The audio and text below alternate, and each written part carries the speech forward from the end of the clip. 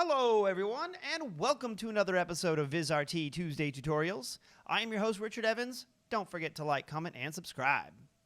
Thanks for tuning in, legends. Today I'd like to show you how to do something that is very common, which is adding a slideshow presentation to your TriCaster shows. Now this happens a lot in almost every video environment, and there's a few ways to do this. So along with your TriCaster equipment, to get this done, you'll need another computer, a network connection, and then one of the two solutions or mix and match using NDI tools, which you can download for free at ndi.video, or a VizRT Connect Solo.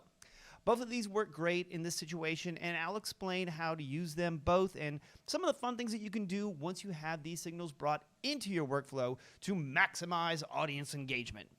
Some helpful workflow tips that'll make your life in video production land much, much easier. So, let me show you how it's done, son! Okay, so there's a couple different scenarios that can end up happening. So you'll have, like a trade show, for example, or a corporate presentation, you'll have different presenters show up either with a slideshow that you've already done, and sometimes they're already done, and you can just have one laptop running everybody's slideshows, or sometimes they'll come in and have to switch things out, different laptops, things like that nature. So I'm going to show you a few different ways to do that. So the easiest one I always like to do whenever we do VizRT presentations is we'll have one laptop that's running everybody's PowerPoint so that we can just switch the slides for them, basically run the show, and they're just presenting. Okay. So what we do in those situations is we will use NDI screen capture to capture the output of that laptop and then send it over to the TriCaster and then do fun things with it. So I'll show you some different scenarios of what to do with it once you have everything combined. So, okay, so let me go ahead, and I'm already running screen capture on my laptop here. So let me bring that feed in, and I'll show you how to configure it once you have it up. But you click on the input configuration for your input, and I'm going to use input number 2, and then selecting the drop down. Once you have NDI screen capture running on your network, it basically is just broadcasting out. And so we can just hijack that, bring that into our system, and good to go. All right, so I am looking for the output of my laptop right here. All right, I don't have it named anything fancy. All right, boom. So here is my laptop. Let's bring that up on my program window. So NDI tools, again, you can download for free at ndi.video. I'm going to be running screen capture, which I'm already running down here in the bottom right. So if I click on this caret, you'll see there's the icon for screen capture, and if I right click on it, you have a couple different options in here to choose from. So for example, you can enable KVMs, you can have remote control over it, also bring in the different audio source if you're playing back some different audio on here. But then also one thing that I always like to tell my presenters is the capture settings, to turn off the mouse pointer, so that way if they're clicking around, etc., you're not seeing that mouse pointer come through. I'm going to leave it on for today just because I'm going to be showing you different things and I want you to see what I'm pointing at.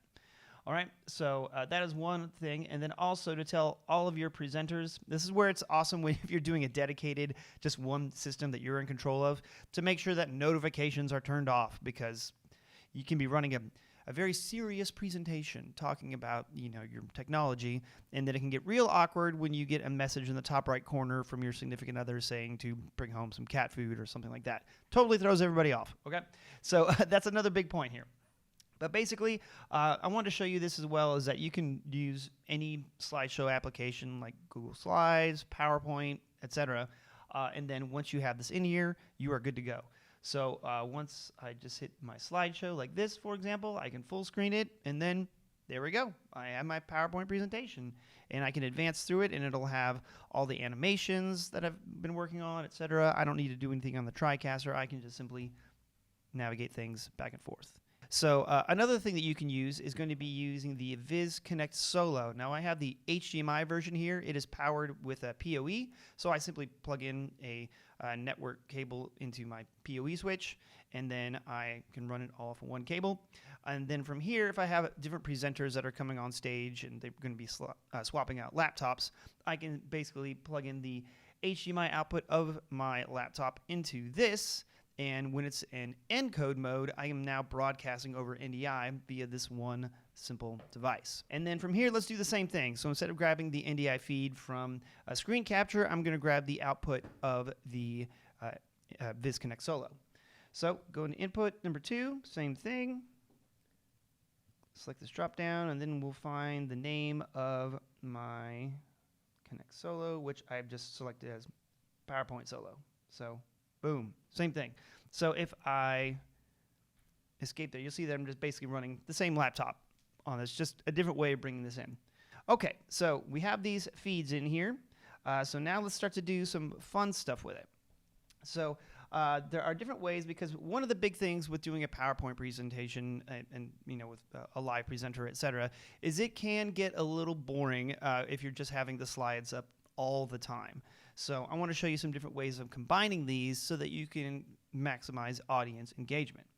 All right, so what I'm going to do now is I already have this set up a little bit in my mix effect number 1. Let me go ahead and bring that on my program output here, like so. All right, so right now I currently have my mix effect 1 just set up as a switcher, so I can switch back and forth between my sources here. But what you can do then is we can start doing some picture-in-picture effects. So for example, I have my upstream key here on number 1, and if I bring in my input number 1 like so, cool, now I have a nice little picture-in-picture effect. And that way you're still being able to maintain eye contact and a human interaction between your audience, which is key to keeping people engaged in your presentation. Okay, so that's an easy way to do it, is using your upstream keys. Now I also have another mix effect. Let me bring that up as well. This is my mix effect number 2. So within your mix effects, you can have it set up as a switcher like I showed you on mix effect number 1. But if you go to this area of your mix effect, you can go through and select a whole bunch of different layouts that are already included on the TriCaster, or you can make your own, and then just select those and bring in your sources. So on this particular set that I have this layout is I have my A layer, which is my PowerPoint presentation, is my input number 2. And then I have myself over here at input number 1 so that I can have some engagement. So when you're doing your shows, you can go through and switch between different things. So for example, I can say, all right, let's go to our presenter speaking on screen. Then we can go to the PowerPoint, switch back and forth kind of thing, and then also have different looks like so. But it does help keep your audience engaged in your show. There you have it, a variety of different ways to enhance your productions with the inclusion of slideshows that will work on any TriCaster. Now, for more tutorial videos like this one, be sure to subscribe to the VizRT YouTube channel at youtube.com/VizRTofficial. And for formalized VizRT product training, sign up for Viz University, available at vizrt.com/community/viz-university. And you can find more information about VizRT products and services by contacting your local VizRT partner, or check out our website, vizrt.com.